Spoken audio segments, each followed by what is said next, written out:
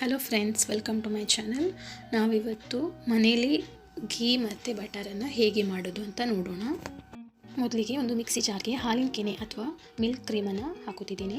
ಇದಕ್ಕೆ ಸ್ವಲ್ಪ ನೀರು ಹಾಕಿ ಮಿಕ್ಸ್ ಮಾಡಿ ಲೋ ಸ್ಪೀಡಲ್ಲಿ ಒಂದು ರೌಂಡ್ ತಿರುಗಿಸ್ಬೇಕು. ನಂತರ ಅದಕ್ಕೆ ಕೋಲ್ಡ್ ವಾಟರ್ ಆ್ಯಡ್ ಮಾಡಬೇಕು. ಕೋಲ್ಡ್ ವಾಟರ್ ಆ್ಯಡ್ ಮಾಡಿದ ಮೇಲೆ ಪಲ್ಸ್ ಮೋಡಲ್ಲಿ 4-5 ಟೈಮ್ಸ್ ರನ್ ಮಾಡಬೇಕು. ಆಗ ಈ ಥರ ಬಟರ್ ಸಪ್ರೇಟಾಗಿ ಬಂದುಬಿಡುತ್ತೆ. ಅದನ್ನೊಂದು ಪಾತ್ರೆಗೆ ಹಾಕೋಬೇಕು. ನಾನು 15 ಡೇಸಿಂದ ಕೆನೆ ಕಲೆಕ್ಟ್ ಮಾಡ್ತಿದ್ದೆ. ಈಗ 15 ಡೇಸ್ದು ಕೆನೆಯಲ್ಲಿ ಇಷ್ಟು ಬೆಣ್ಣೆ ಸಿಕ್ಕಿದೆ.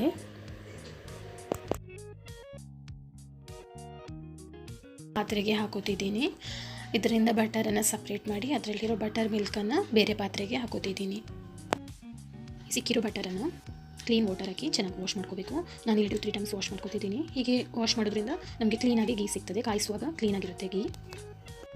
ಈ ರೀತಿ ವಾಶ್ ಮಾಡಿ ಆದಮೇಲೆ ಕ್ಲೀನಾಗಿರೋ ಹೋಮ್ ಮೇಡ್ ಬಟರ್ ನಮಗೆ ಸಿಗ್ತದೆ. ನಾನು ಸ್ವಲ್ಪ ಬಟರನ್ನು ತೆಗೆದಿಟ್ಕೊಂಡಿದ್ದೀನಿ.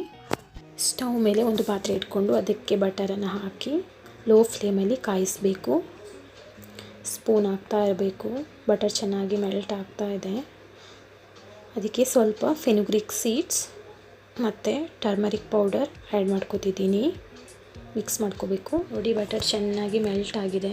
ಈ ಮೇಲೆ ವೈಟ್ ನಿಂತಿದೆಯಲ್ಲ, ಇದೆಲ್ಲ ಹಾಲಿನ ಕೆನೆದು ಪಾರ್ಟ್ಸು. ಒಂದು ಸ್ಪೂನ್ ತಗೊಂಡು ಚೆನ್ನಾಗಿ ಮಿಕ್ಸ್ ಮಾಡ್ಕೋಬೇಕು, ಇಲ್ಲಾಂದರೆ ಅದು ಪಾತ್ರದ ಅಡಿಗೆ ಅಂಟ್ಕೊಳ್ಳುತ್ತೆ. ಈ ವೈಟ್ ಇರೋದೆಲ್ಲ ಗೋಲ್ಡನ್ ಬ್ರೌನ್ ಆದಮೇಲೆ ನಮ್ಮ ಗೀ ರೆಡಿಯಾಗಿದೆ ಅಂತ ಅರ್ಥ. ಈಗ ಚೆನ್ನಾಗಿ ಬಾಯ್ಲ್ ಆಗಿ ನಮ್ಮ ಗೀ ರೆಡಿ ಆಗಿದೆ.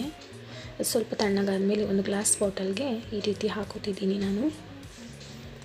ಈಗ ಮನೆಯಲ್ಲೇ ಮಾಡಿರುವಂತಹ ಶುದ್ಧವಾದ ಗೀ ರೆಡಿಯಾಗಿದೆ.